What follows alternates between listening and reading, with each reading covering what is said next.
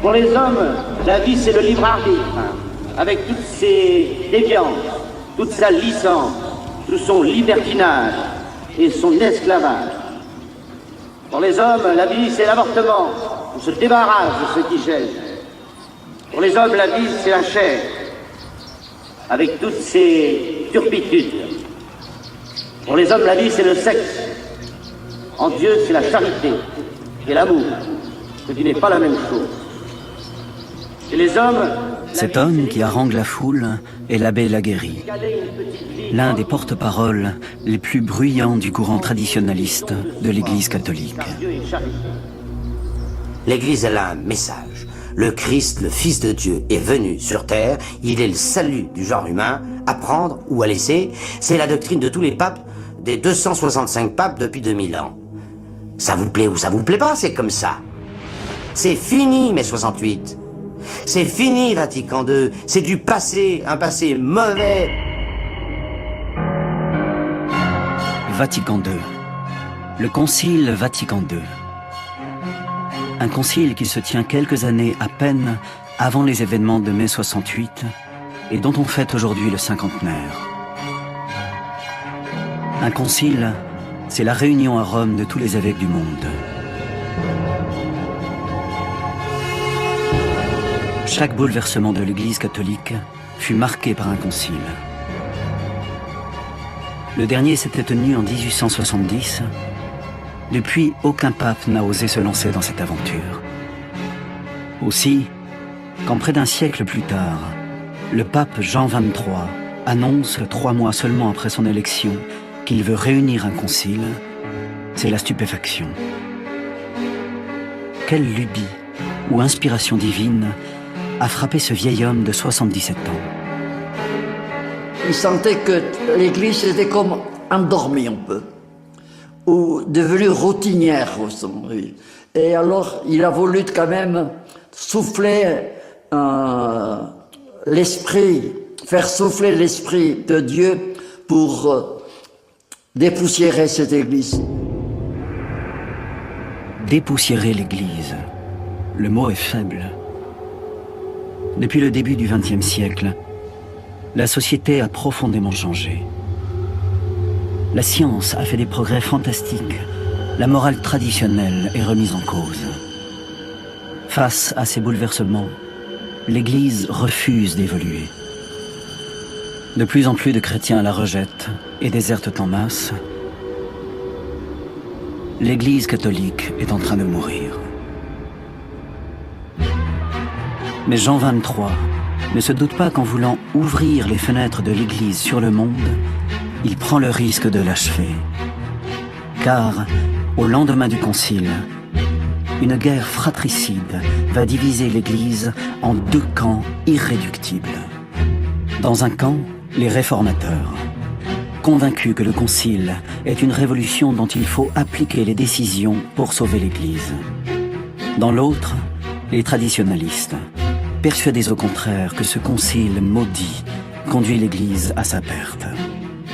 Au centre, les papes. D'abord Paul VI, qui succédera à Jean XXIII, mais surtout Jean-Paul II, l'homme le plus influent, dit-on, du XXe siècle. Il régna pendant 26 ans, avec le soutien total du cardinal Ratzinger, qui lui succédera sous le nom de Benoît XVI. Officiellement, ils soutiennent Vatican II. Mais pour défendre une Église catholique de plus en plus contestée, ils font le choix de s'appuyer sur des forces obscurantistes bien éloignées des ambitions du Concile.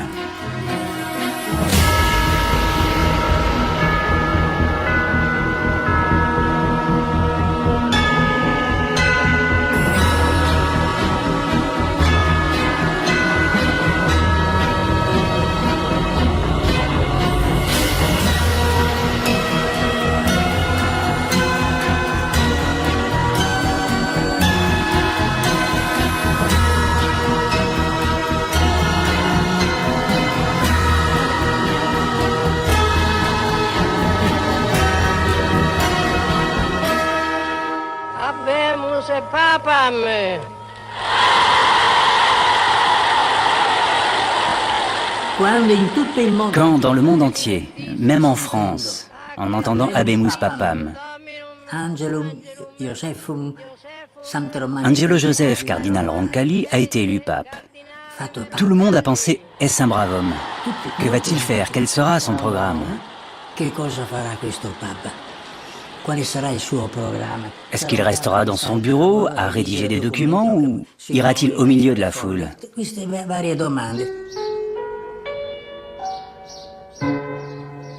De Jean XXIII, on dit qu'il ne sera qu'un pape de transition. Autant dire qu'on n'attend rien de lui. Monseigneur Capovilla, qui fut le secrétaire particulier et l'ami de Jean XXIII, sourit du malentendu. Le 21 novembre, même pas un mois après son élection. Nous étions en voiture, en direction de Castel Gandolfo. Il me dit « J'ai compris qu'il faudrait vraiment un concile pour que l'Église se retrouve. » Moi, je suis resté silencieux. J'écoutais sans rien dire.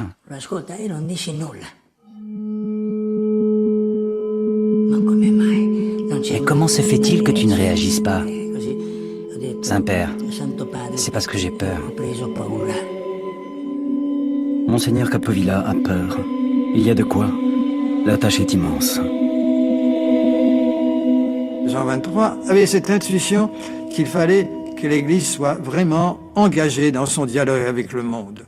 Et que ça, si elle ne le faisait pas, elle s'enfermait dans elle-même.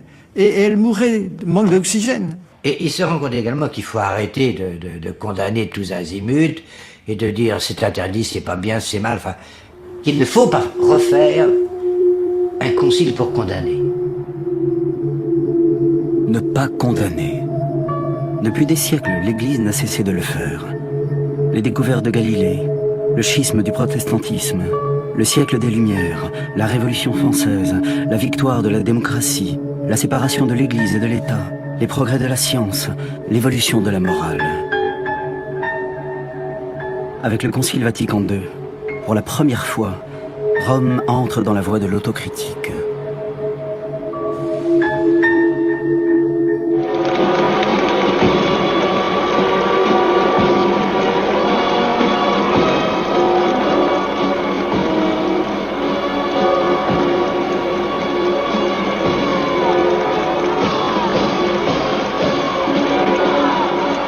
Le jour de l'ouverture, c'est un parlement de 2500 personnes qui se réunit à Rome pour adopter les nouvelles lois de l'Église. 2500 évêques, porte-parole de la première religion du monde. 500 millions de catholiques à l'époque, un peu plus d'1 milliard aujourd'hui.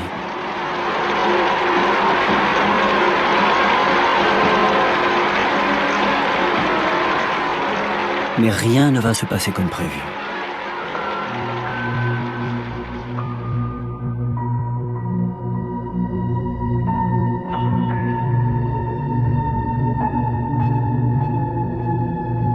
Car à Rome règne la curie, le gouvernement de l'Église, composé de 400 prêtres et d'une petite centaine de cardinaux très âgés.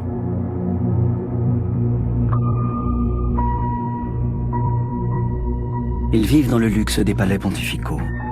Nommés par le pape, ces cardinaux ont la responsabilité et le pouvoir d'élire son successeur, qu'ils choisissent dans leur rang.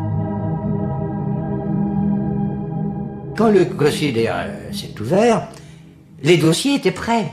Et un certain nombre de membres de cet appareil, c'est la curie, on est la d'accord. curie, oui, tout à fait, pensaient qu'il n'y avait plus un concile de 15 jours pour signer les papiers, c'était fini, quoi. Et puis on les renvoyait, quoi. Et que ça allait se passer très vite. Très vite, pas vraiment. La curie, le cardinal Etchegaray en a fait partie. Il en connaît trop bien les pesanteurs et les luttes d'influence.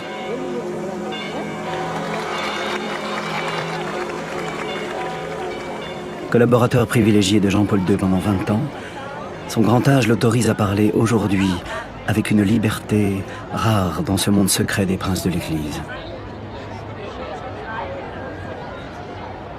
À Rome, on n'aimait pas que les évêques de divers pays se retrouvent entre eux. C'était donc une presque une provocation de voir tous ces évêques qui, entre eux, ne se connaissaient pas. Les évêques ont pris goût à prendre la parole, c'est certain, à se retrouver ensemble. Ils se sont sentis solidaires les uns des autres. Et dès l'ouverture de la première session, c'est le clash. La curie impose aux évêques de voter sur la constitution des commissions dont elle a soigneusement dosé la composition. On demandait aux 2500 évêques réunis en octobre 1962 à Rome, dans Saint-Pierre, de voter tout de go comme ça tout de suite. Et Liénard, le cardinal Liénard, a dit c'est pas possible, on se connaît pas.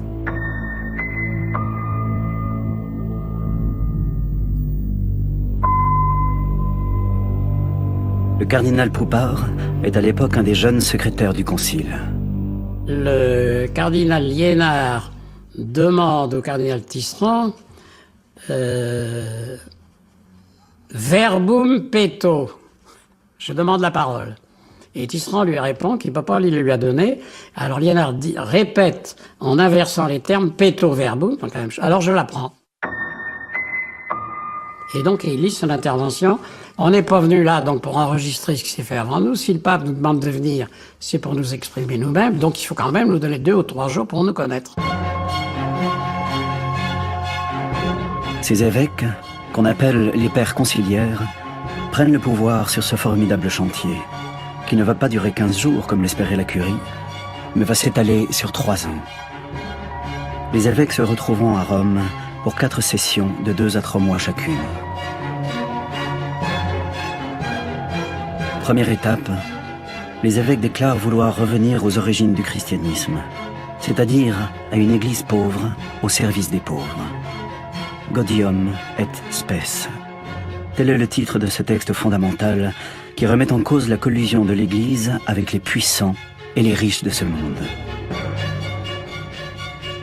Dans le décor somptueux de la basilique Saint-Pierre, au travers de débats qui se tiennent péniblement en latin, la démarche ne manque pas de courage. Mais ce désir d'une église au service des pauvres ne tombe pas du ciel.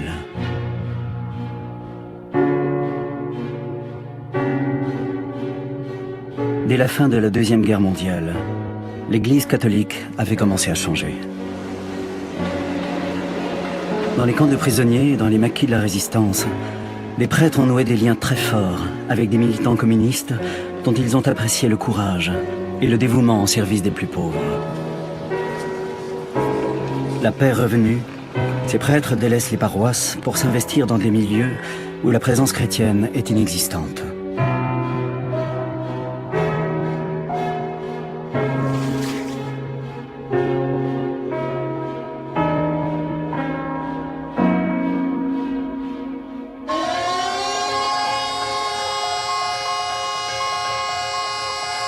Emblématique de cet engagement en France, les prêtres ouvriers. Des prêtres embauchés dans les usines et qui font le même travail que les ouvriers. Voilà ce qu'a découvert, fort impressionné, le futur pape Jean XXIII quand il est nonce apostolique à Paris, c'est-à-dire ambassadeur du Vatican.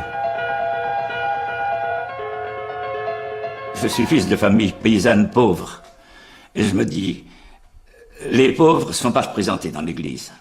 C'est ça qui m'a séduit, de vivre parmi les pauvres comme eux, quoi, avec eux. Le père André de Pierre, décédé en 2011, était devenu prêtre ouvrier en 1947. En vivant avec eux, comme eux, peut-être qu'on peut transmettre quelque chose. Mais on ne fait pas de prosélytisme, hein. Jamais. Ça, c'est interdit pour nous, ça. Nous ne sommes pas des prêtres du culte. Nous sommes envoyés par le Christ pour être des témoins de la bonne nouvelle aux pauvres. C'est comme ça qu'il le dit, Jésus, à la synagogue de Nazareth, chapitre 2 de Saint-Luc. Pour porter la bonne nouvelle aux pauvres. Et puis, dans le travail, s'il y a des opportunités, être militant aussi pour les meilleures conditions de travail, enfin, comme les copains, quoi. Alors voilà, c'est ça, être prêtre ouvrier.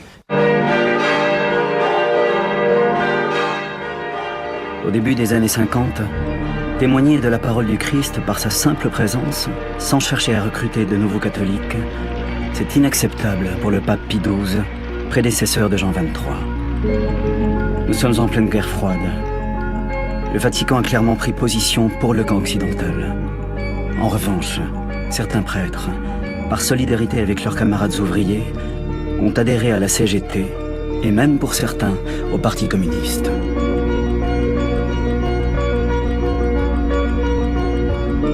La conception de Pie XII, c'était le prêtre est l'homme de la paroisse et du culte. Point. Et en 1954, Pie XII interdit les prêtres ouvriers.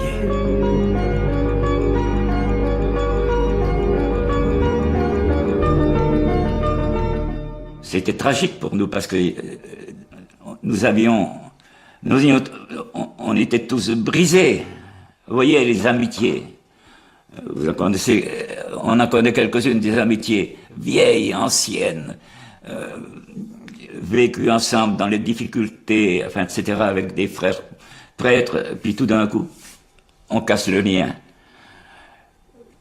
C'est une tragédie, le 1er mars 54, vous savez.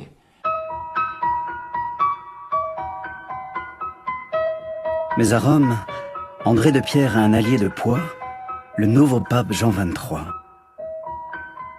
Alors qu'il n'a pas encore convoqué le concile, il reçoit discrètement le prêtre ouvrier avec quelques collègues un jour de 1960 dans sa bibliothèque et lui tient des propos surprenants. Jean XXIII nous a dit, moi je suis pour ce que vous faites, pour les prêtres ouvriers, mais avec la curie qu'on a actuellement, c'est pas possible. Mais je les ai bien surpris, nous a-t-il dit, en leur annonçant qu'il y aura un concile. Est-ce que moi, je n'aurais pas pu faire, parce qu'il y a trop d'obstacles encore, je suis sûr devant Dieu que le concile fera ce que je n'ai pas pu faire. Jean XXIII voit juste. Le concile Vatican II décidera effectivement le retour des prêtres ouvriers. Ils ne sont plus aujourd'hui qu'une quarantaine en France. Mais l'expérience de ces prêtres, soucieux de propager le message chrétien dans les couches populaires, va avoir une profonde influence sur les décisions du Concile. Dieu qui est, qui était et qui vient, pour les siècles des siècles. Amen.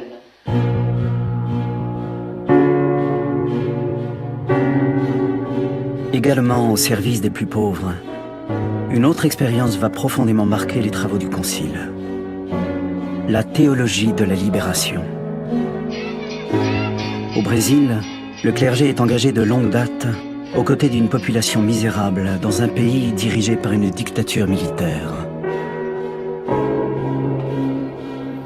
Monseigneur Tomás Balduino est évêque émérite de Goiás au Brésil. Bien qu'à la retraite, il préside aujourd'hui encore la commission pastorale de la terre qui soutient les revendications des paysans contre les grands propriétaires terriens. Vatican II a représenté pour nous une référence de premier plan. C'était comme une nouvelle Pentecôte.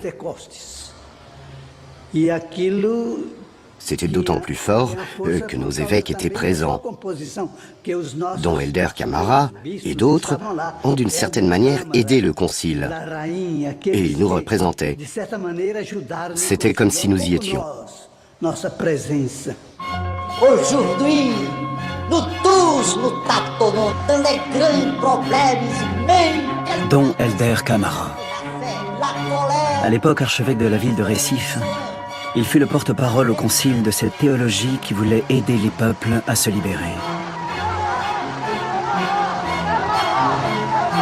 Au départ, son constat était simple.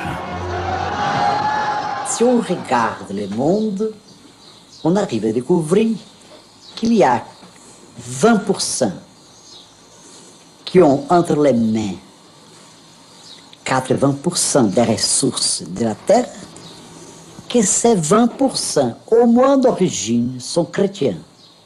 Ça crée des obligations très sérieuses pour nous, les chrétiens. Ces obligations très sérieuses pour les chrétiens, Don Helder Camara les assume dans sa vie de tous les jours. il refuse de vivre dans son palais épiscopal et rêve d'une église sans titre honorifique ni privilège.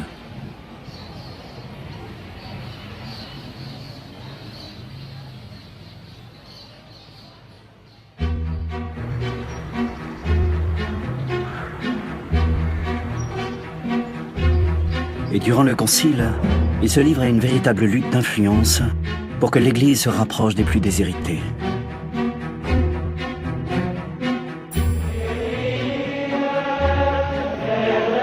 Mais comment se rapprocher des déshérités quand on parle en latin?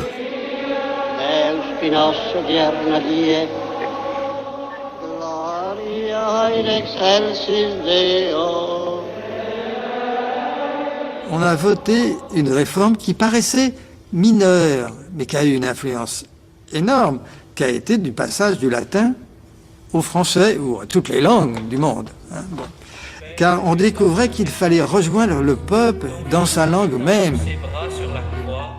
Belle découverte, qui se doubla de l'idée qu'il valait mieux désormais que le prêtre ne tourne plus le dos aux fidèles. Après la liturgie, le Concile Vatican II va s'attaquer à la hiérarchie multiséculaire de l'Église au profit de ce qu'on va appeler le peuple de Dieu.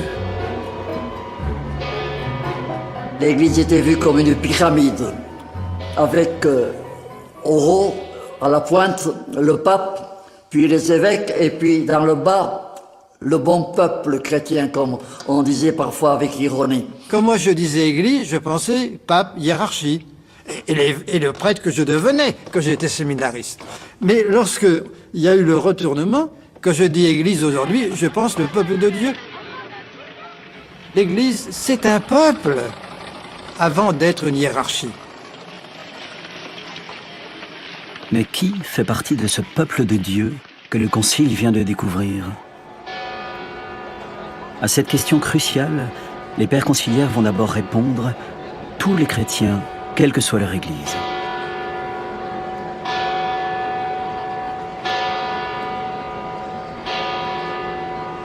Le pape Jean XXIII avait cette intuition que si l'Église ne revenait pas dans son unité, avec les protestants, avec les orthodoxes, avec les anglicans, s'il ne revenait pas en unité, on ne pouvait pas annoncer authentiquement la parole de l'Évangile. Ce sera l'œcuménisme.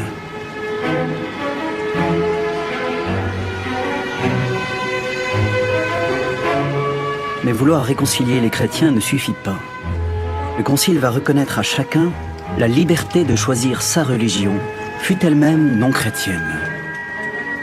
Ce texte sur la liberté religieuse débouchera 20 ans plus tard, en 1986, sur le grand œuvre du pape Jean-Paul II, la rencontre interreligieuse d'Assise.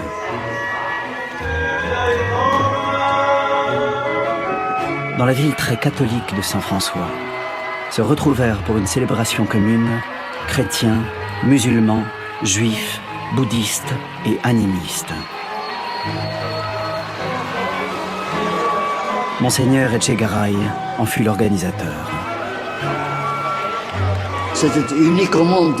C'est la première fois dans l'histoire qu'un pape très modestement, j'allais dire, très discrètement, avait convoqué, le point n'est pas exact, avait appelé, invité les responsables des autres religions.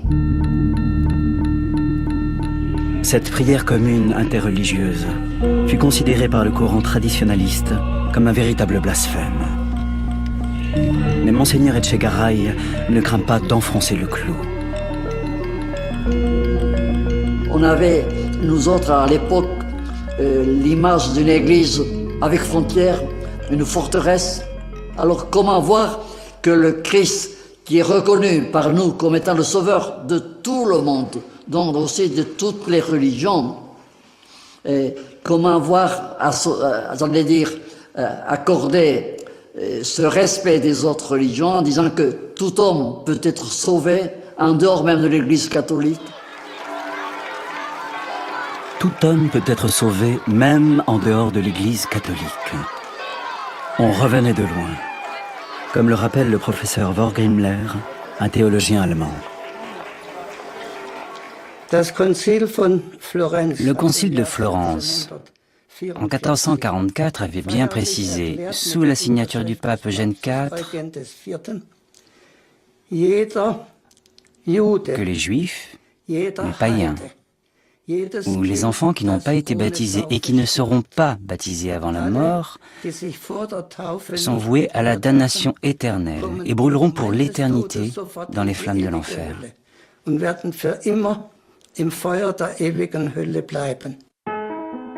Mais le Concile Vatican II va aller encore plus loin. Dans une dynamique euphorique qui en aveugla sans doute quelques-uns, les pères conciliaires reconnurent à chaque homme la liberté de conscience, c'est-à-dire, en définitive, la liberté de ne croire en rien. Le Concile a clairement affirmé, concernant des personnes totalement incroyantes, que Dieu sauve les hommes selon des chemins connus de lui seul. Qu'un corps aussi important de 2500 évêques reconnaissent que fondamentalement la foi est libre et que personne, pas même un père pour son fils, pas même un époux pour sa femme, et attention, rentrons dans les détails, hein, que personne ne peut imposer de croire. Pas même un État, pas même une manière de vivre, pas même une police. Ça a été quand même un choc considérable. En effet, qu'on puisse être sauvé sans croire en Dieu sera d'ailleurs quelques années plus tard un des principaux motifs d'affrontement entre réformateurs et traditionalistes. Mais on n'en est pas encore là. Le 8 décembre 1965, le Concile Vatican II se termine.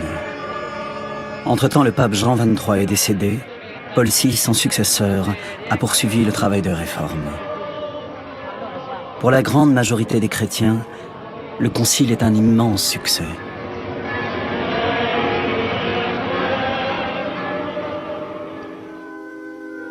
Cet homme qui marche dans les rues de Meudon est un prêtre. Ce passant, habillé comme tout le monde, représente par son allure extérieure le premier symbole de la fantastique évolution de l'Église catholique. Mais pour le grand public, qu'il soit catholique ou non, ce n'est pas le plus frappant. Le plus frappant, c'est ce qui se passe dans l'Église. À votre avis, quelle a été l'importance de la nouvelle liturgie? C'est peut-être la seule chose qui a touché la majorité du peuple chrétien. Est-ce que vous n'avez pas l'impression que tout un côté mystérieux de la célébration est parti? On a dit, pendant toute une période, que le latin, précisément, protégeait le mystère, que le langage caché des rites favorisait l'impression de mystérieux, quoi. Or, précisément, maintenant, la Constitution de liturgie dit que les rites doivent être transparents du fait de leur brièveté, qu'il doit pas y avoir beaucoup besoin d'explications. Vous, personnellement, prêtre, ça vous a posé des problèmes?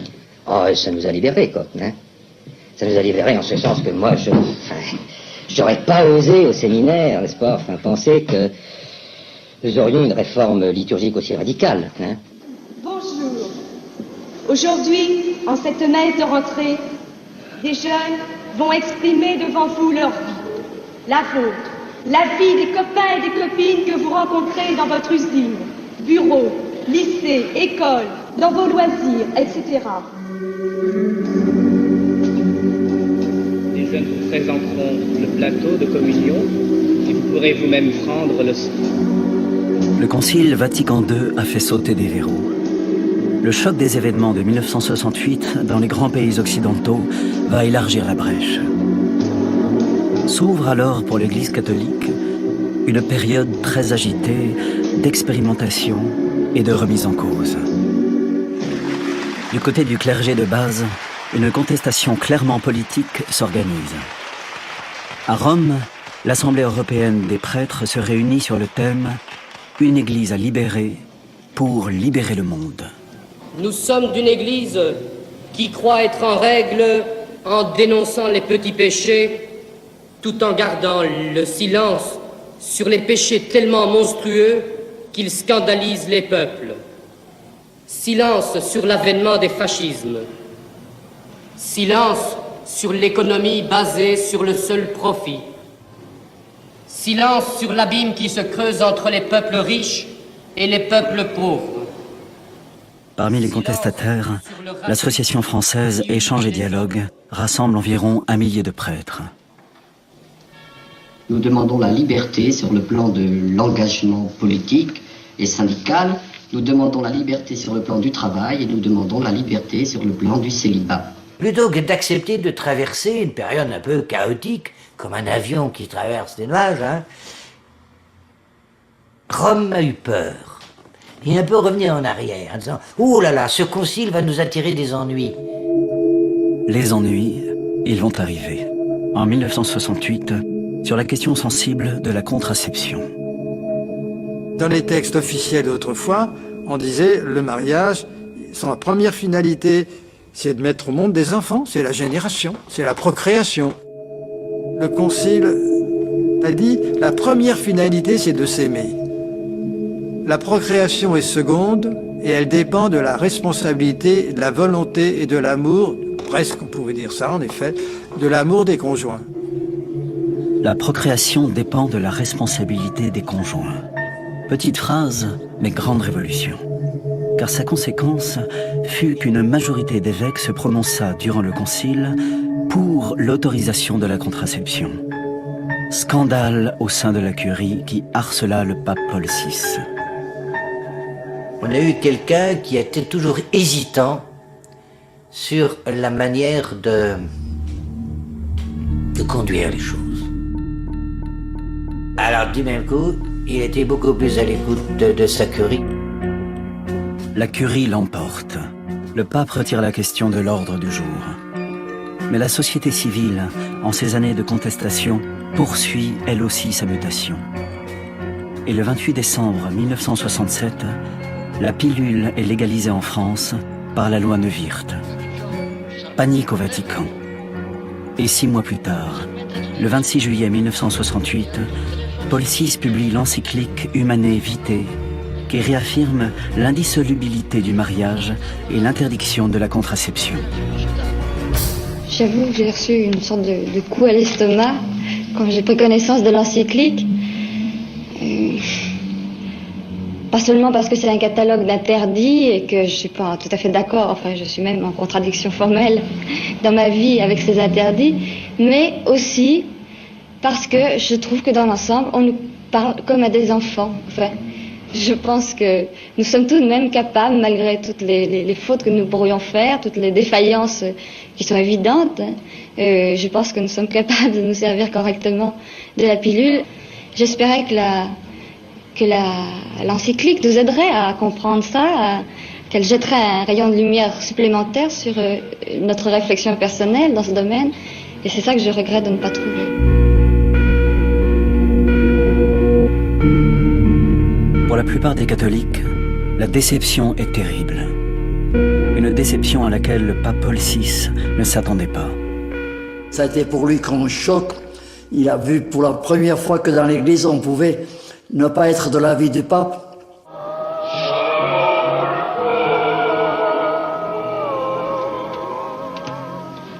La dynamique positive du concile est brisée. Le mouvement de désertification des églises reprend. Parmi les chrétiens qui continuent de croire que l'Église catholique est toujours leur maison, s'opposent désormais 2 camps inconciliables. De mer, il n'y en a plus. D'un côté, ceux qui veulent appliquer les décisions du concile. Ils sont convaincus que la réflexion entamée sur la contraception, la morale conjugale, le mariage des prêtres, le rôle des femmes doit se poursuivre.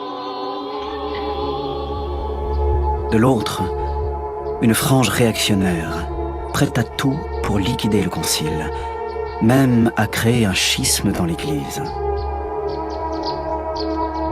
Eh bien, le revirement de dernière heure que certains espéraient encore ne s'est pas produit. Monseigneur Lefebvre a effectivement ordonné ce matin ici 14 prêtres et 22 sous-diacres parmi ses élèves du séminaire d'Écône, réalisant, malgré l'ultime avertissement de Paul VI vendredi dernier, la rupture irréparable avec le Vatican.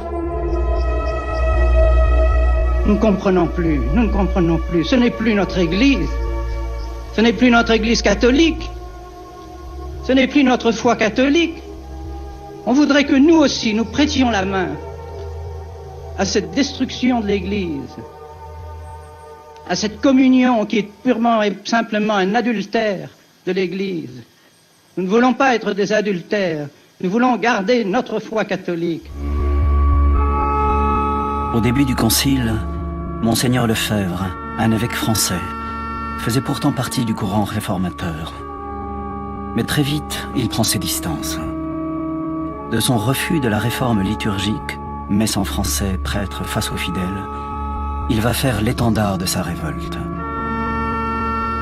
Je pense que c'est pas moi qui fais schisme, mais bien ceux qui ont créé une espèce de nouvelle église, enfin, parce que le schisme est une rupture, et cette rupture consiste précisément à séparer de l'église, et se séparer de l'église du passé, c'est également créer un schisme. Et je dirais que c'est plus grave de se séparer de l'église du passé que de se séparer de l'église du présent. Ils ont créé une espèce de nouvelle église. Actuellement, ils ont un nouvel évangile qui est le Concile Vatican II. Dès 1969, Monseigneur Lefebvre avait créé la Fraternité Saint-Pidis à Écône en Suisse. Son séminaire recrute rapidement des dizaines de jeunes chrétiens qui ne rêvent que de messes en latin et ne veulent rien connaître du Concile Vatican II. Suspendu ad divinis par Paul VI, c'est-à-dire interdit de célébrer la messe ou de donner les sacrements, il s'amuse de l'interdiction. On m'enlève le droit de dire la nouvelle messe, on m'enlève le droit de dire les sacrements nouveaux et la nouvelle doctrine, mais c'est précisément ce que je ne peux pas faire. Monseigneur, qu'est-ce qu'il faudrait maintenant pour que vous rentriez dans l'ordre? Eh bien, que je puisse voir le Saint-Père, que je puisse lui demander, par exemple, très Saint-Père, laissez-moi faire l'expérience de la tradition. Vous laissez faire toutes les expériences possibles et imaginables actuellement. Je pense qu'il n'y en a aucune qui n'ait été faite actuellement dans les églises. Laissez faire l'expérience de la tradition. Ce qui a servi pendant un siècle doit peut-être pouvoir encore servir pendant quelques années.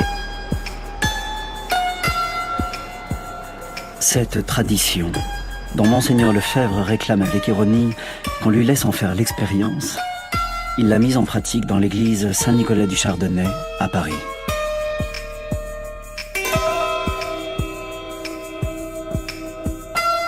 La police n'interviendra pas à Paris dans l'occupation de l'église Saint-Nicolas par des catholiques traditionnalistes. C'est ce qu'on précise au ministère de l'Intérieur ce matin. Devant plusieurs milliers de traditionnalistes, l'abbé Coache a annoncé son intention de poursuivre l'occupation de cette église tant qu'il n'aurait pas obtenu un lieu de culte pour les traditionnalistes. En cas d'intervention des forces de l'ordre, a ajouté l'abbé Coache, nous sommes prêts à occuper Notre-Dame de Paris. Sancte Romane Ecclesiae Cardinalem Wojtyła.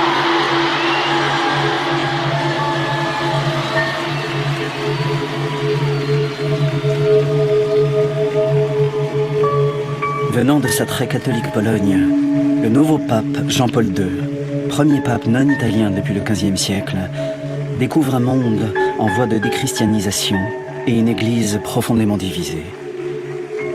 Il est temps de la reprendre en main, et d'abord par le respect absolu de l'obéissance à Rome.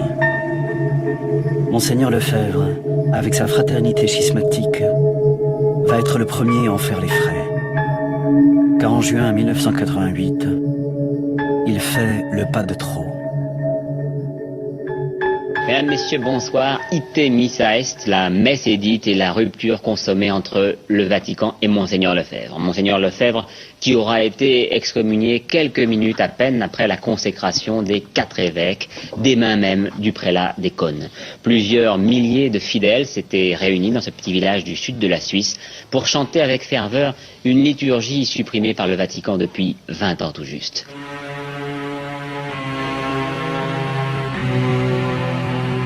Deuxième chantier pour le pape Jean-Paul II, la lutte contre les idéaux communistes qui pour lui bénéficient d'une indulgence coupable en Occident.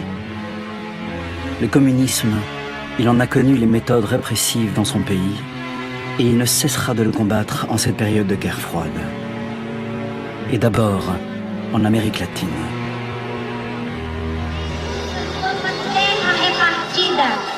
O sofrimento dos que são expulsos do seu chão, a miséria dos que não têm chão para cultivar, nem pedaço de terra para morar.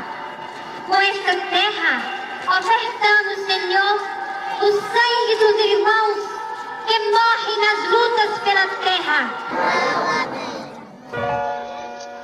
Au Brésil, après le concile, des milliers de prêtres, suivant l'exemple de Dom Helder Camara, se sont engagés dans le soutien aux actions des paysans sans terre contre les grands propriétaires.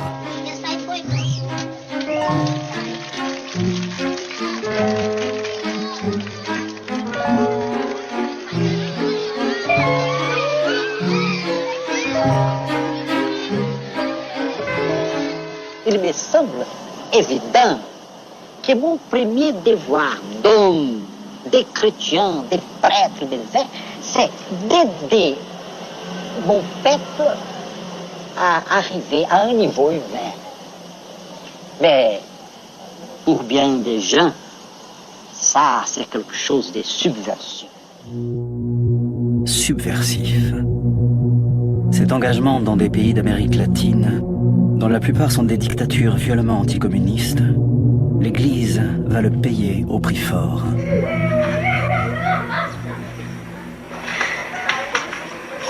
En 1980, Monseigneur Romero, archevêque de San Salvador, pourtant connu pour la modération de ses prises de position, est assassiné dans son église par un commando de la mort, des milices agissant clandestinement pour la dictature. Le jour de son enterrement, l'armée tire sur la foule devant la basilique.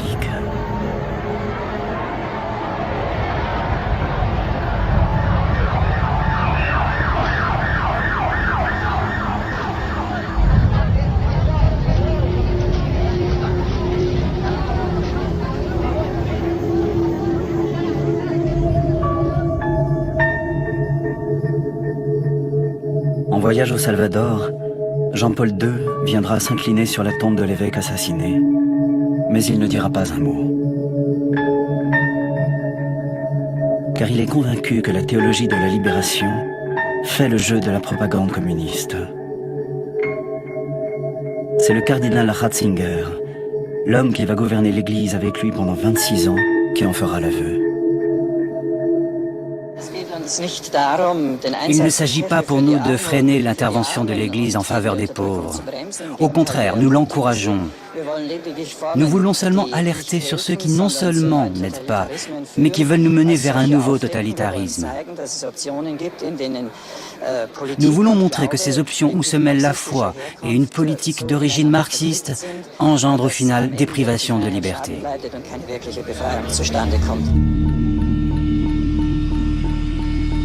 En 1983, Jean-Paul II se rend au Nicaragua. À l'aéroport l'attend le père Cardena, devenu ministre du gouvernement révolutionnaire sandiniste. Il espérait la bénédiction du pape. C'est des reproches qu'il entend. Le soir, au cours de la messe, la foule mécontente refuse de l'écouter.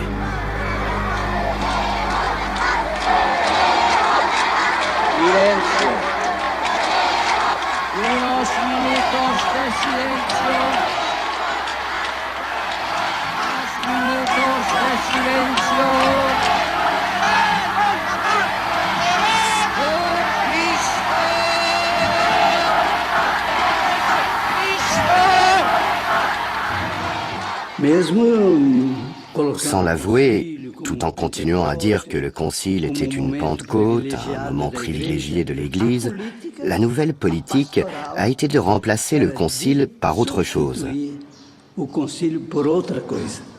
Et c'est ce qui s'est passé.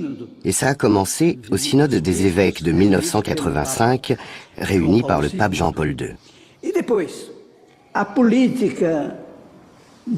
Et ensuite, il y a eu la politique de contrôle des séminaires. Dans tout ce que les jeunes lisaient ou discutaient, on a éliminé toute référence à la théologie de la libération.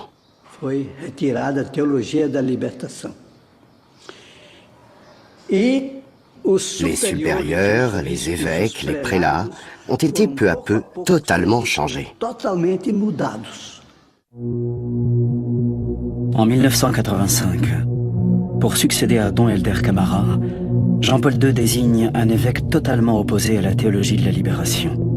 comme la plupart de ceux qu'il nommera en Amérique latine.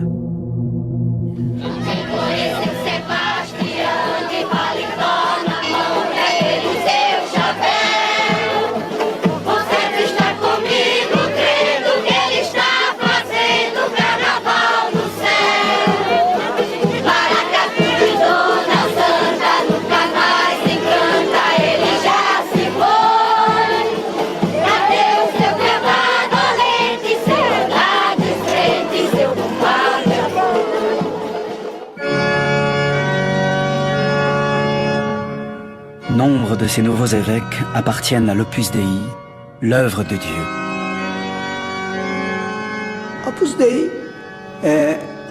L'Opus Dei est une église liée au pouvoir économique. Elle est traditionnaliste et conservatrice, et surtout opposée à la théologie de la libération. Jean-Paul II béatifie le fondateur de l'Opus Dei, José Maria Escribá de Balaguer, en 1982, seulement 7 ans après sa mort, avant de le canoniser en 2002.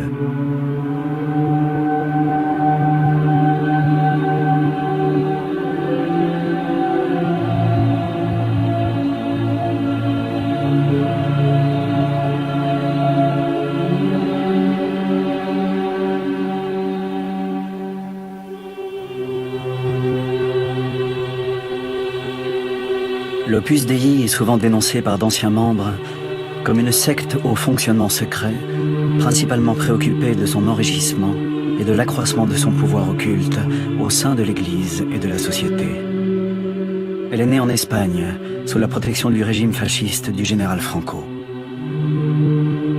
La statue monumentale de son fondateur, devenue un saint, trône désormais sur les flancs de la basilique Saint-Pierre.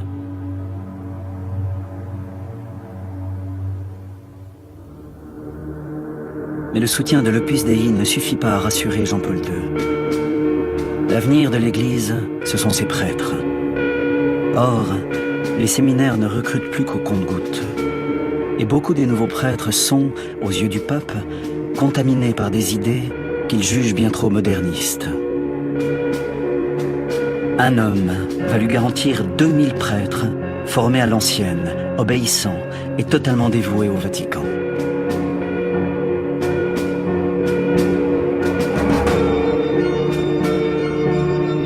Cet homme va provoquer l'un des plus grands scandales de l'Église catholique. Que Jean-Paul II ait pu lui faire confiance en dit long sur son angoisse et sur l'état de l'Église. Il s'appelle Marcial Maciel de Golado. Il est prêtre mexicain.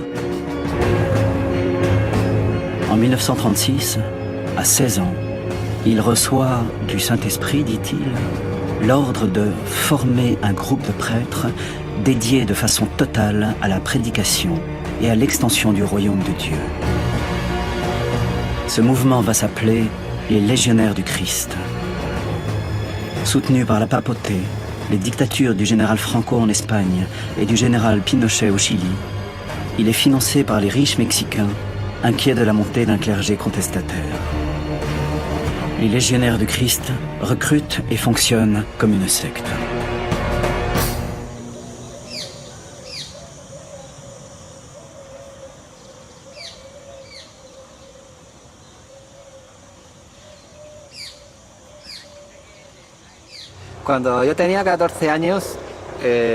Quand j'avais 14 ans, un père recruteur est venu à mon école et nous a invités à passer l'été dans un centre que les légionnaires possédaient dans un endroit très joli en Cantabrie. J'ai trouvé ça super.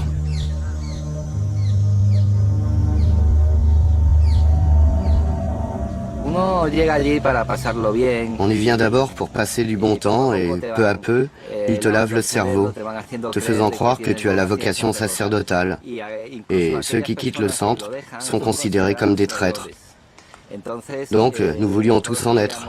Nous étions très idéalistes à 14 ou 15 ans, très enthousiastes à l'idée de cette vocation.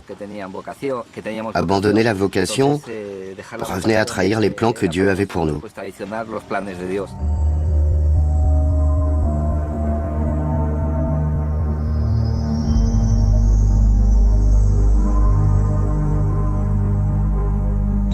Au noviciat des légionnaires, entre les prières interminables et l'étude intensive, le rythme de vie imposé aux futurs prêtres est épuisant. Patricio Cerda a passé 18 ans dans la Légion du Christ.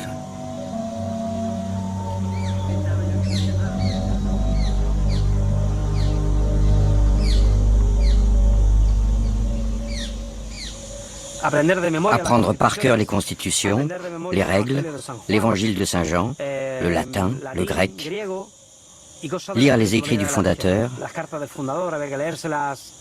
De mon temps, il y avait 10 tomes qu'il fallait lire intégralement. En 1956, première alerte. Une lettre envoyée au Vatican par des membres du clergé mexicain accuse le fondateur Marcial Maciel d'abus sexuels sur mineurs et de prise de drogue. Une enquête est lancée. Mais la mort de Pie XII en 1957 l'arrête et sauve le père Maciel. Pendant 40 ans, toute nouvelle accusation sera considérée comme une calomnie.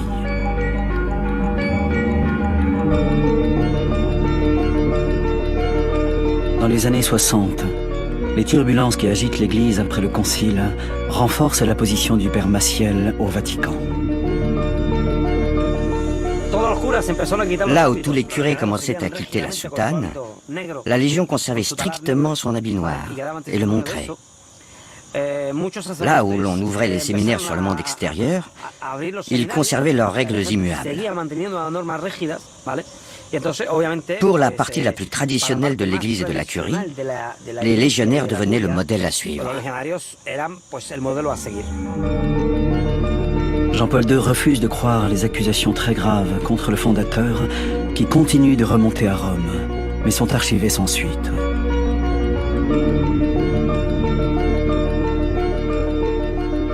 Sa chance a été le fait d'être ami du pape. Alors, tout peut arriver.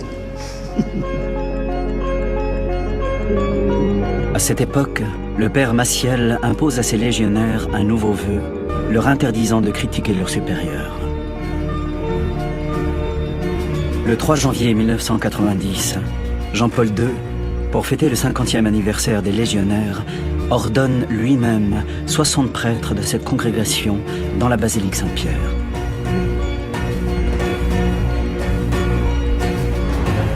Mais en Amérique du Nord, un journaliste, Jason Berry, enquête et recueille des témoignages d'anciens de la Légion du Christ, comme celui de Juan Baca, un légionnaire chilien.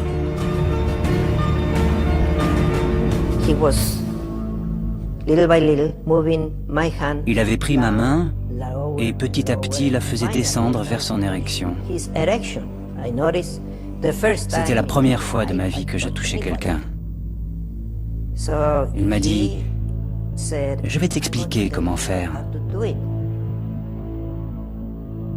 Le lendemain matin, je suis allé voir Maciel dans son bureau en lui disant, mon père, je crois que j'ai commis un péché mortel. J'étais sans doute inconscient à cause de mes douleurs, m'a-t-il répondu. Je ne sais pas ce qui s'est passé. Tu as accompli un acte de charité, de compassion. Tu m'as aidé à soulager ma douleur. Mais non, mon père, ce que j'ai fait était mal. Ne t'inquiète pas. Si c'est le cas, je te donne l'absolution.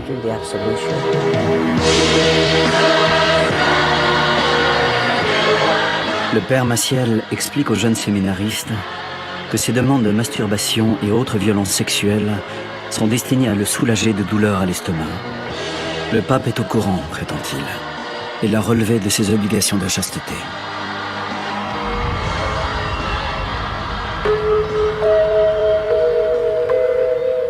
En 2002, Patricio Cerda quitte la Légion du Christ.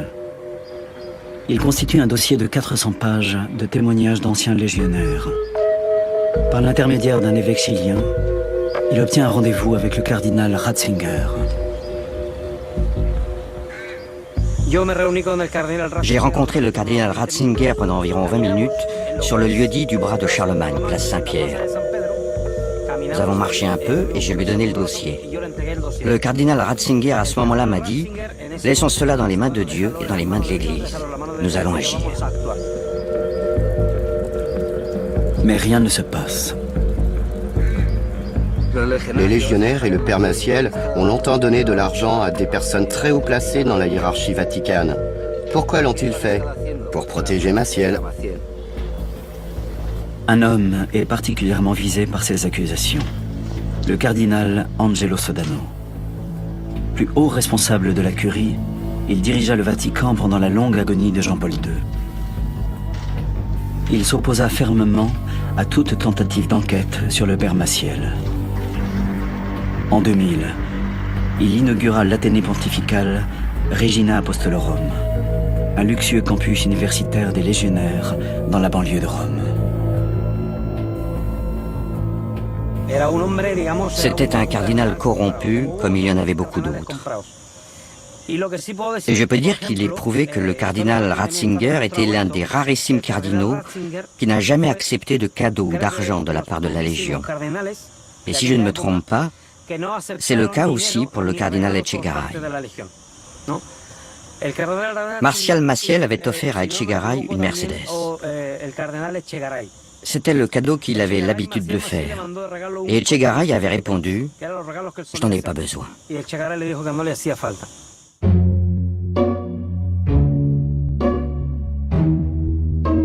À la fin de son pontificat, Jean-Paul II accueille à plusieurs reprises Martial Maciel à Rome, dans de grandes manifestations publiques, place Saint-Pierre. Le cardinal Ratzinger s'inquiète de l'impact de ces démonstrations ostentatoires d'amitié. En 2004, il décide d'ouvrir une enquête officielle.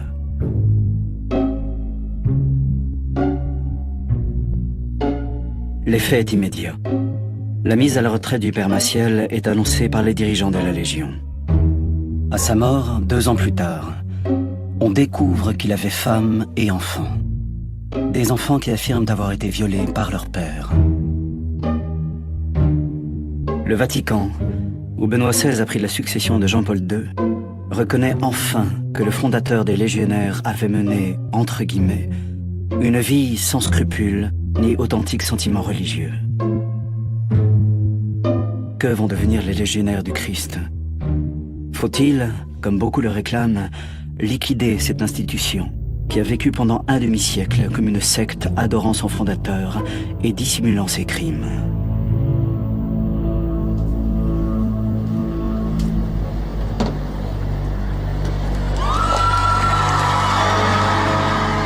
Ce n'est pas le plan de Benoît XVI. En juillet 2010, il nomme à la tête des légionnaires du Christ un délégué pontifical avec les pleins pouvoirs pour réformer l'institution. Cet évêque, Monseigneur Velasio de Paolis, est le ministre des Finances du Vatican. Ce n'est pas un hasard. Il faut bien un tel expert pour démêler l'écheveau du patrimoine immobilier et financier des légionnaires dans le monde et éviter qu'ils ne disparaissent.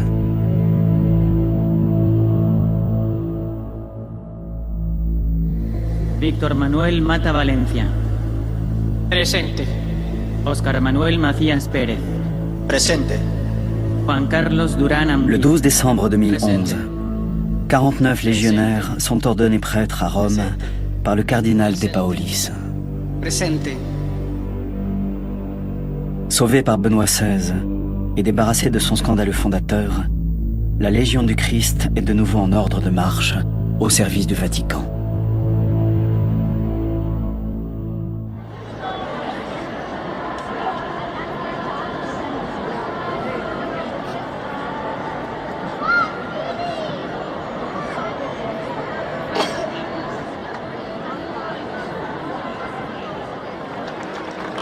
Mais le vrai combat de Benoît XVI est ailleurs.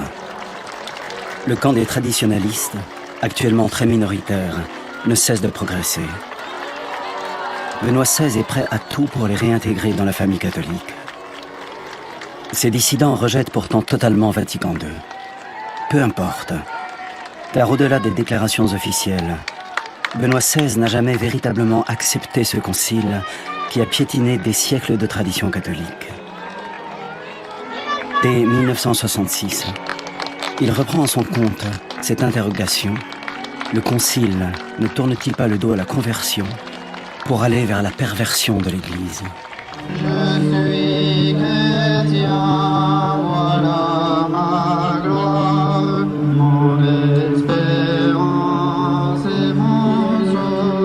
Parmi ces dissidents, la fraternité de Monseigneur Lefebvre reste la plus puissante. Elle a continué de prospérer en dehors de l'Église. Le pape ne veut pas se priver de cette force de 550 séminaristes, 470 prêtres dans 30 pays et 150 000 sympathisants revendiqués.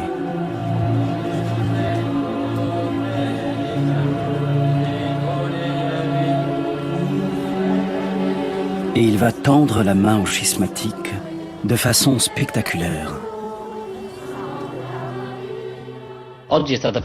Nous avons publié aujourd'hui l'annulation de l'excommunication à l'encontre des évêques appartenant à la fraternité Saint-Pie-X, appelée également mouvement lefévriste. Ces traditionalistes qui n'ont pas accepté le Concile Vatican II et d'autres décisions de l'Église. Avec cette annulation, le pape Benoît XVI entend soigner une fracture, ou au moins franchir un grand pas pour dépasser la profonde division de l'Église qui dure depuis trop longtemps et dont nous souffrons tous, et le pape en particulier. Quelques semaines auparavant, un des 4 évêques réintégrés s'était pourtant fait remarquer par des déclarations bien peu catholiques.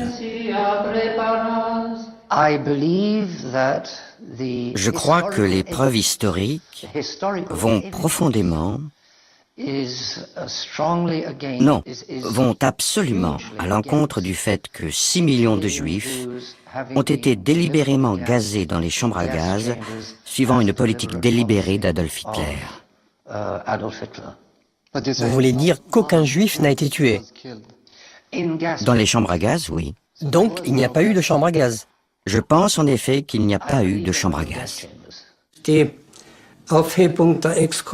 La levée de l'excommunication des 4 évêques, dont l'horrible Williamson, sans raison, sans aucune raison, ils n'ont pas bougé d'1 centimètre et n'ont pas exprimé leur acceptation du concile. Ils sont restés comme ils étaient et ils ont été libérés de leur excommunication.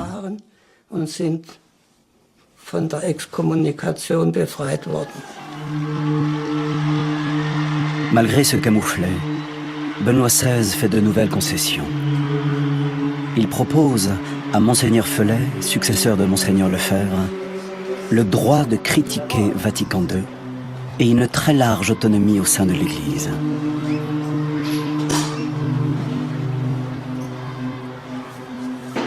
Nouvel échec.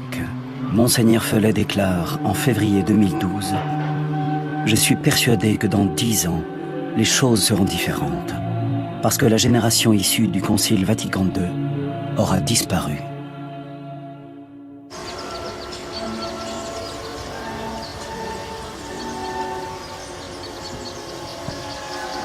Avec un autre courant traditionnaliste, Benoît XVI va avoir plus de succès. Ces dissidents de Monseigneur Lefebvre sont convaincus qu'il vaut mieux être à l'intérieur de l'Église pour combattre Vatican II. En 1988, 12 prêtres de la fraternité Saint-Pie-X ont décidé de ne pas pouvoir continuer de suivre Monseigneur Lefebvre et se sont donc tournés complètement, de manière très filiale, vers le Saint-Père Jean-Paul II. Et ils ont été reçus à l'époque par le cardinal Ratzinger et Jean-Paul II dans la même journée. Et Jean-Paul II et le cardinal Ratzinger ont désiré fonder une autre société qui s'est appelée Fraternité Saint-Pierre, comme vous le comprenez, pour montrer l'attachement et l'unité que nous désirions conserver avec le pape. En 2005, l'élection du cardinal Ratzinger au trône pontifical a été saluée comme une victoire. C'est vrai que l'avènement du pape Benoît XVI est un souffle considérable pour la tradition. C'est une révolution aussi grande que Vatican II, celle de Benoît XVI.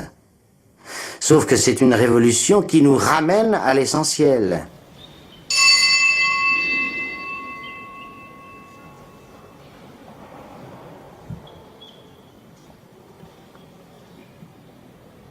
En 2007, le nouveau pape promulgue le motu proprio Summorum Pontificum, un décret qui reconnaît et autorise désormais officiellement 2 messes. Celle d'avant Vatican II, messe en latin et prêtre d'eau aux fidèles, qu'on va appeler extraordinaire, et celle d'après Vatican II, dénommée ordinaire. Une commission pontificale est chargée d'autoriser la messe extraordinaire aux congrégations de plus en plus nombreuses qui en font la demande.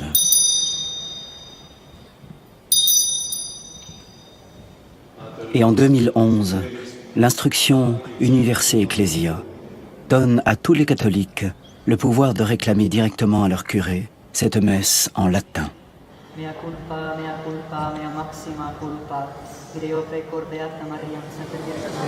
Les textes législatifs sont en place. Il n'est plus que d'appliquer ces textes. Les évêques sont encore assez réticents, en France en particulier, alors il faut les vaincre lentement. Mais il faut les vaincre.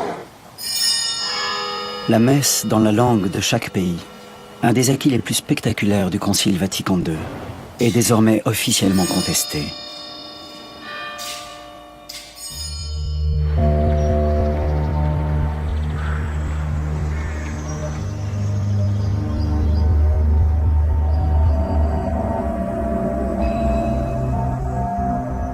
Avec le pontificat de Benoît XVI, l'heure n'est définitivement plus à l'ouverture sur le monde.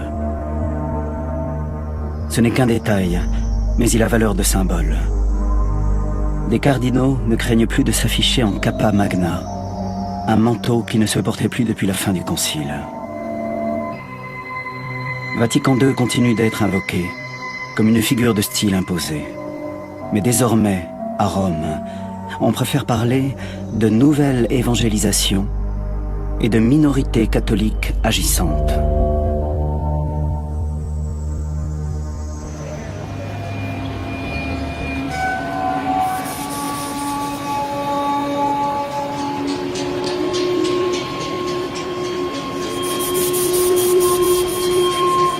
Pour les chrétiens laïcs, engagés concrètement au service des plus démunis, cette nouvelle évangélisation, voulue par le Vatican, passe mal. Ce n'est pas ce qu'ils ont retenu du Concile Vatican II, qui a donné aux laïcs une mission nouvelle dans l'Église. Le CCFD Terre Solidaire, Comité catholique contre la faim et pour le développement, est la première ONG française dans le domaine de l'aide aux pays les plus pauvres. Son engagement l'amène à manifester ce jour-là contre l'existence des paradis fiscaux. Dans ces paradis fiscaux, nous savons qu'il y a au minimum 125 milliards d'euros qui ont été volés, je dis bien volés, aux territoires les plus pauvres, parce qu'on n'a pas payé les taxes, on n'a pas payé les impôts. À partir de là, il faut dire un système qui permet ce vol, il faut le supprimer. Sévin, réveille-toi! Réveille-toi! Pour faire face aux paradis fiscaux! Sévin, réveille-toi! Le Comité catholique contre la faim et pour le développement est, comme son nom l'indique, un mouvement catholique. Aujourd'hui, nous voulons redire, à travers le CCFD Terre Solidaire, que manifester, qu'exprimer ce souci de justice, c'est profondément dans la ligne droite de l'universel catholique, de l'universel de l'Évangile. Mais, poursuit Guy Orange, vis-à-vis d'une présence d'église qui consisterait uniquement à recatholiciser des troupes qu'on ne trouve pas assez catholiques, nous ne sommes pas d'accord. Nous ne sommes pas là pour faire des adhérents supplémentaires, mais pour dire aux hommes et aux femmes, tu as de l'avenir, on peut faire quelque chose ensemble, t'es pas tout seul.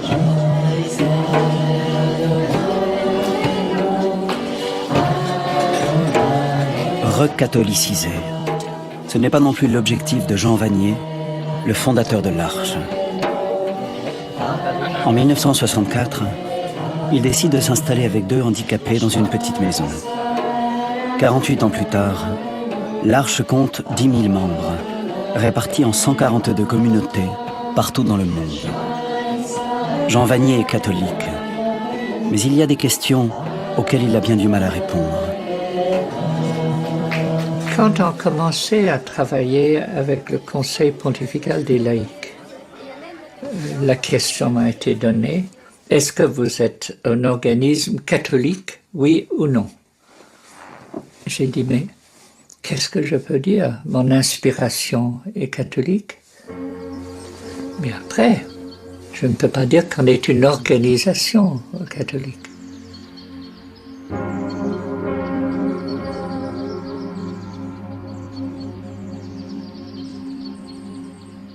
Par exemple, dans notre communauté à Calcutta en particulier, nous sommes musulmans, hindous et chrétiens.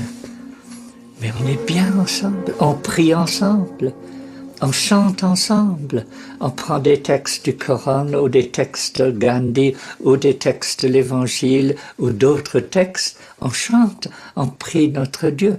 Souvent, entre les gens de confessions différentes, on ne peut pas participer à l'Eucharistie, mais on peut laver les pieds des uns des autres.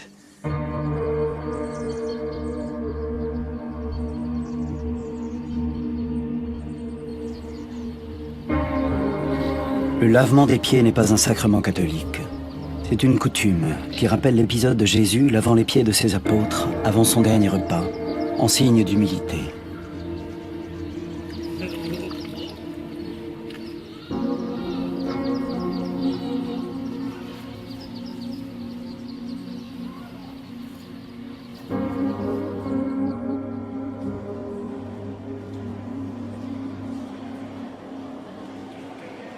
Dans beaucoup de paroisses, les oukases de Rome ne sont plus écoutées.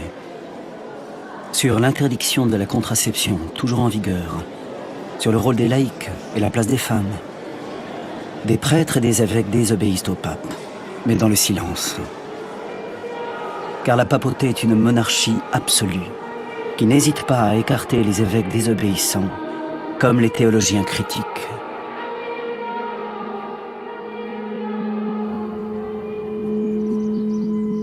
Pour briser ce silence, en 2011, des prêtres autrichiens décident d'assumer publiquement cette désobéissance. La révolte des prêtres.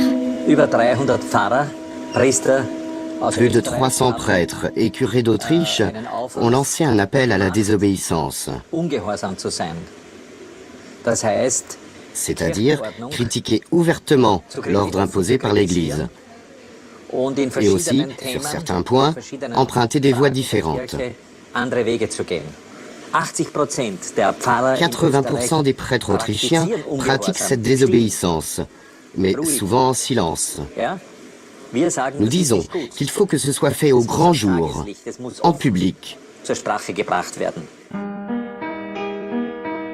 Le père Helmut Schüller est l'initiateur de cet appel.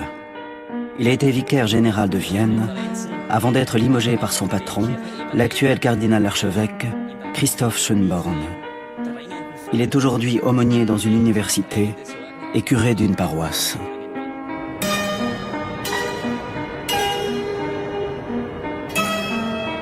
En Autriche, les chrétiens ont une longue tradition de contestation. Déjà, en 1987, des paroissiens avaient interdit l'entrée de l'église à Monseigneur Kren, qui venait d'être nommé évêque de Vienne par Rome. Il était membre de l'Opus Dei.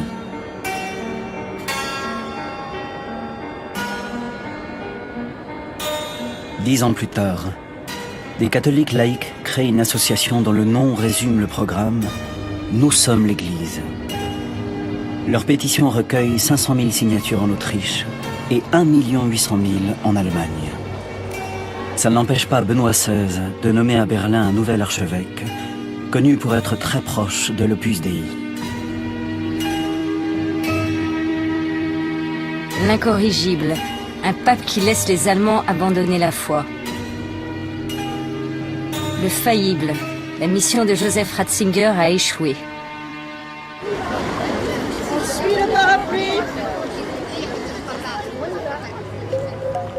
En France aussi, la colère monte contre la hiérarchie. À l'automne 2009, des femmes, des chrétiennes, sont dans la rue. Que s'est-il passé ? Il s'est passé les paroles malheureuses du cardinal 23 en novembre 2008. Il ne suffit pas d'avoir une jupe, encore faut-il avoir quelque chose dans la tête. Prononcé par le cardinal archevêque de Paris, Monseigneur 23, première autorité ecclésiastique de France. De fait, on savait l'une et l'autre qu'il y avait de la discrimination à l'égard des femmes dans l'Église catholique, mais là, on était tout d'un coup devant un fait patent. Et donc, on a effectivement blémi sous l'outrage, vraiment. C'était insupportable, et beaucoup d'autres femmes autour de nous ont trouvé ça insupportable. Christine Pedotti et Anne Soupa sont non seulement des chrétiennes engagées, mais aussi des théologiennes de haut niveau. Leur protestation débouche sur la création d'un mouvement qui va s'appeler la Conférence des baptisés, avec entre autres mots d'ordre le respect fidèle de la lettre et de l'esprit du Concile de Vatican II.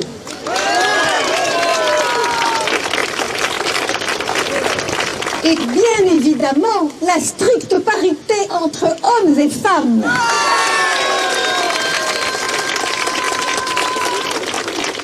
Quelle est la place des femmes dans l'Église aujourd'hui? Elle est en bas de l'échelle, si on peut dire. Elle est dans des tâches d'exécution, elle est dans le pot de fleurs, dans les chasubles qu'on emmène au pressing, elle est dans une foule de petites tâches de ce genre.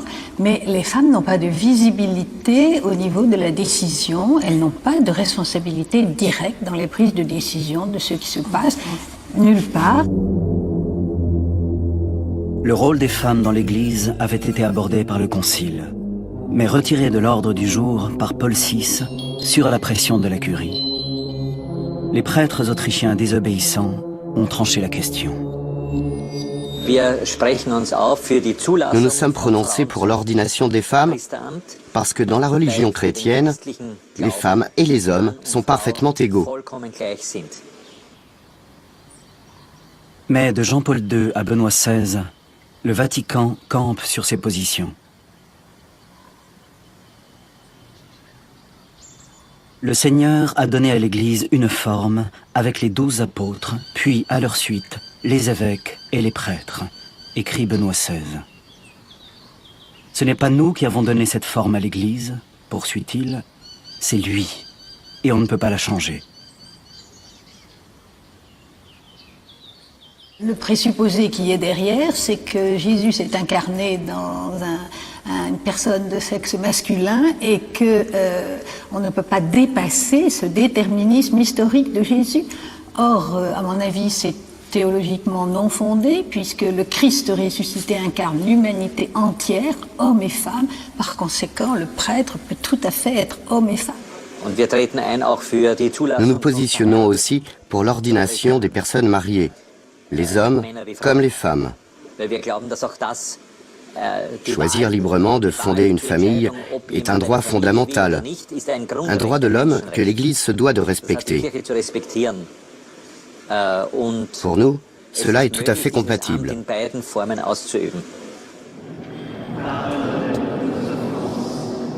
Tous ces débats posent en définitive la question cruciale du rôle du prêtre aujourd'hui. Les baptisés, c'est les prêtres et les laïcs. Il n'y a pas un bas peuple bélan qui va à la messe, etc. Et puis des super héros tout noirs et sacrés qui ont quelque chose à voir avec la sacralité, Dieu, etc. Je crois qu'aujourd'hui, on recrute des prêtres sur un profil de poste implicite. Et que ce profil de poste, c'est une vision d'un prêtre qui, de nouveau, est un homme séparé, un homme à part. Rémi Balthazar de Belfort en France. La beauté de la messe, c'est principalement pour cette chose-là que je suis rentré à l'Institut du Bon Pasteur. La messe antique, du rite antique, qu'on ne trouve pas dans les autres séminaires en France.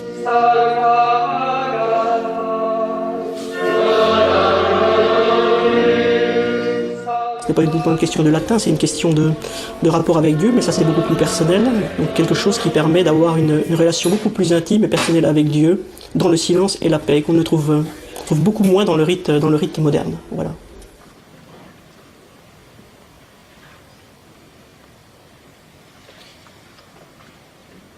Il y a dans le monde environ 5000 évêques et 410 000 prêtres. En France, sur les 14 000 exerçant dans des paroisses, la moitié a plus de 75 ans. Chaque année, l'Église en perd en moyenne 600 pour cause de départ ou de décès. En 2011, il n'y a eu en France que 103 ordinations, mais déjà 15 l'étaient sous une forme traditionnelle revendiquée. Vous avez un cadeau qui vous vient tout droit de Rome. Félicitations. Voilà. On y est. C'est facile. Ah bon, je vous réserve le meilleur, merci. Ce retour au passé séduit de plus en plus de communautés. Il s'accompagne d'un refus catégorique de toute évolution. Je pense que le célibat des prêtres, c'est très bien. Ça permet de se donner totalement à sa mission, totalement à Jésus-Christ, totalement à Dieu et à l'Église. Le problème, c'est que ce n'est pas une question uniquement de force de poignet.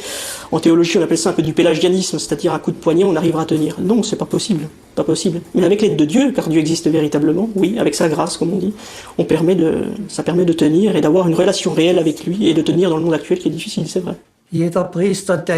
Tout jeune prêtre qui commence dans les ordres est plein d'idéalisme. Il croit qu'il pourra gérer tout ce qui arrivera, mais le chemin est parsemé de frustrations. Il y a des déceptions, il y a la solitude. Et toujours la tentation de remplir cette solitude avec n'importe quoi, y compris en empruntant des chemins mauvais.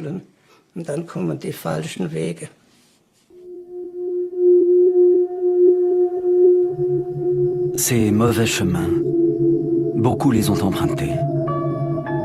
Le scandale de la pédophilie porte un coup sans doute fatal à l'image du prêtre. On a découvert qu'il y avait une raison d'Église, qui est comme la raison d'État, qui mérite le silence. Donc on a sacrifié des gens pour un système, pour une structure. Et ça, je trouve que c'est pour l'Église un péché particulièrement fort. Pour moi, il fallait en parler, heureusement. On a un peu fait éclater un tabou. Je voudrais maintenant faire une pause pour reconnaître la honte que nous avons tous ressentie à la suite des abus sexuels sur des mineurs de la part de certains prêtres et religieux dans ce pays. Je suis profondément désolé pour la peine et les souffrances que les victimes ont endurées. Mais ces excuses du pape ne suffisent pas. Les révélations d'abus sexuels qui se multiplient aux États-Unis, en Australie, en Irlande, en Belgique, en Allemagne, en Autriche, aggravent l'hémorragie des chrétiens et la crise naît des affrontements autour du concile. C'est désormais la survie même de l'Église catholique qui est en jeu.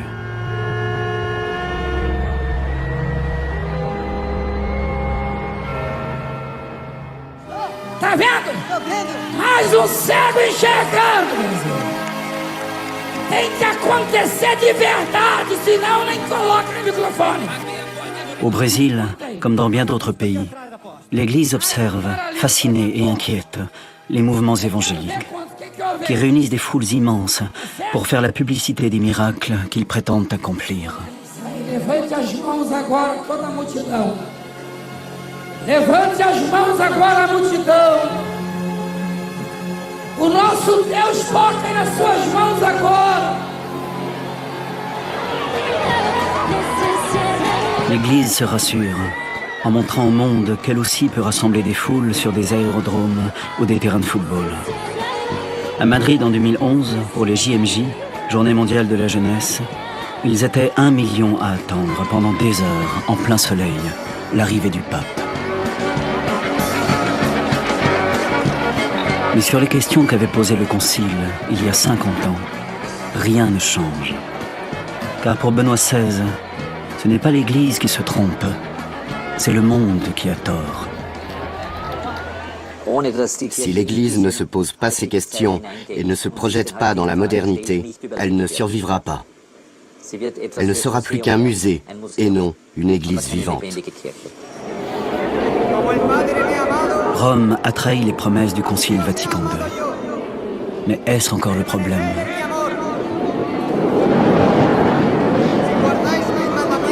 Il y a des gens pour qui la question religieuse n'a aucun intérêt. et qui ne voient même pas pourquoi ils se poseraient cette question-là. Ça veut dire qu'ils soient contre, mais ça veut dire qu'ils sont ailleurs. La parenthèse se referme. L'Église catholique se replie sur elle-même, incapable de s'ouvrir au monde comme l'avait espéré le pape Jean XXIII.